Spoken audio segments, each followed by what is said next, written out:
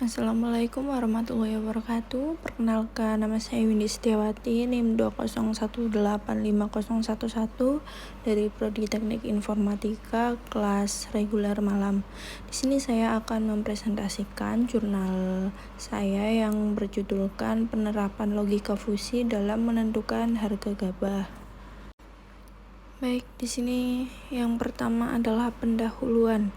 Beberapa tahun terakhir, dunia teknologi sangatlah berkembang pesat. Dari kemajuan teknologi, khususnya dunia teknologi informasi yang begitu pesat, maka mendorong manusia memanfaatkan teknologi tersebut untuk membantu dalam pekerjaannya. Dalam hal ini, orang sering dihadapkan pada suatu keadaan harus memutuskan untuk memilih suatu pilihan. Para petani sendiri juga termasuk memerlukan keputusan seperti pengambilan keputusan untuk penentuan harga jual hasil pertanian, terutama petani padi, yang pastinya menjual gabah mereka pada kilang padi, namun harga gabahnya sesuai keinginan kilang padi, yang mana dapat lebih murah dari harga yang seharusnya.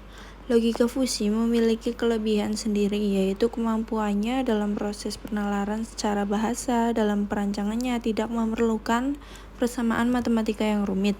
Sistem fusi ini dapat membantu melakukan penilaian cepat, tepat, dan akurat tentang kualitas gabah dan menentukan harga jualnya.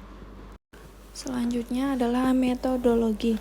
Menurut Simanjuntak et al. Pada tahun 2011, logika merupakan ilmu yang mempelajari secara sistematis kaidah-kaidah penalaran yang absah atau valid. Ada dua jenis logika yang ada pada kehidupan manusia. Yang pertama logika Kripps tegas, dan kedua logika fusi samar-samar. Logika tegas hanya memiliki dua buah keadaan pada setiap pernyataan, yaitu true dan false. Sedangkan logika fusi memiliki nilai yang samar-samar di antara 0 dan 1. Logika fusi digunakan untuk menerjemahkan suatu besaran yang diekspresikan menggunakan bahasa linguistik. Dan logika fusi menunjukkan sejauh mana suatu nilai itu benar dan sejauh mana suatu nilai itu salah. Selanjutnya yaitu hasil penelitian. Pada penelitian ini, variabel yang digunakan untuk menentukan harga gabah di tingkat petani ada dua, yaitu kadar air dan kadar hampa atau kotoran. Pertama adalah melakukan fusifikasi data pada fungsi keanggotaan dari masing-masing variabel. Berikut adalah metode fusifikasi.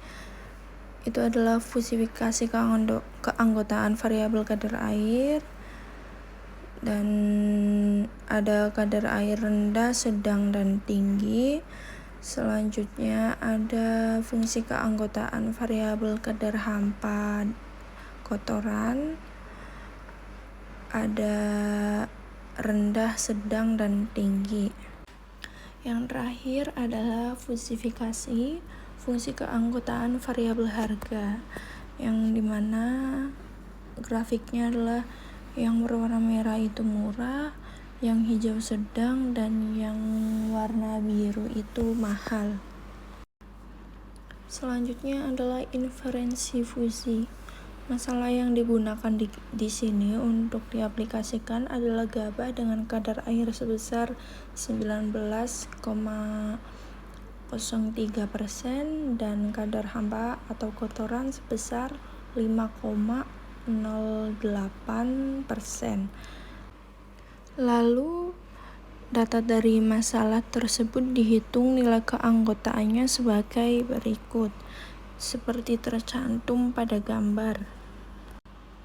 Kemudian yang dilakukan selanjutnya adalah pengaplikasian aturan-aturan yang telah dibuat untuk menghitung harga gabah tersebut. Proses pengaplikasian masalah tersebut adalah sebagai berikut. R1 jika kadar air sama dengan rendah dan kadar hampa sama dengan rendah, maka harga sama dengan mahal. R2 jika kadar air sama dengan rendah dan kadar hampa sama dengan sedang, maka harga sama dengan mahal. Setelah hasil inferensi didapat, lalu tahap diversifikasi dilakukan. Di sini hasil tadi akan dihitung dengan persamaan berikut. Berikut nilai inferensi.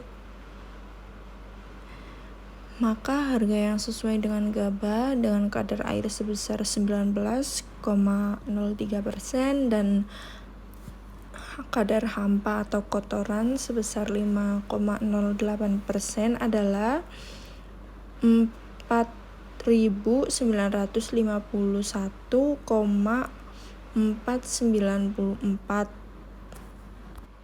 yang merupakan harga yang tidak terlalu murah juga tidak terlalu mahal. Baik, mungkin sekian dari saya. Mohon maaf jika ada salah kata dalam penyampaian. Wassalamualaikum warahmatullahi wabarakatuh.